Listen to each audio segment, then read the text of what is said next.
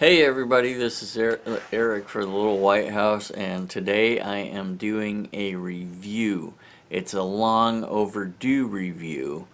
I did not contact these people, but they contacted me and asked me if I would be willing to, and so I told them I would be happy to after having several emails and determining that this was not like a COVID-19 type of personal protection mask, but this is actually a dust mask with a active carbon filter to keep dust out. On the back of the package, it gives you things like a description of the dual one-way valve technology, the filter lifespan, a return policy, mesh construction materials description, fitting instructions, suggested applications, care, cleaning and storage, and how to replace the filter. And with the mask, they gave about 6 extra carbon filters and 2 extra ports, or 2 packages of extra ports, and then they give you it's like a strap. This strap, apparently they had received some people saying that that it was customer feedback, and the customer feedback was the mask puts pressure on my ears and nose by pulling everything down.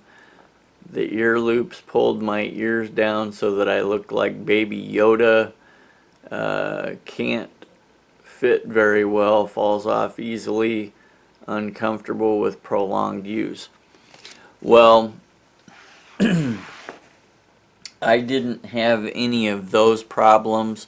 My only problem was that it was 80 degrees out today, and so even though I could breathe well in it, my face was sweating, and it has a thing here that says care should be taken when using the equipment at low temperatures, as excessive moisture may cause valves to freeze. Well, it was 80 degrees or 80 plus degrees out today, so I did not have that problem. But overall, the mask did what it said it was going to do. It kept the dust out. I could breathe fine. So other than being uncomfortable because I was sweating inside of it, it was a very good mask, and I would use it if I needed to when I had some kind of excessive dust. However, they sent 2 in the package, and Seth already cobbed on to one of those. He thought they looked really neat, and so he wants to take one to school with him.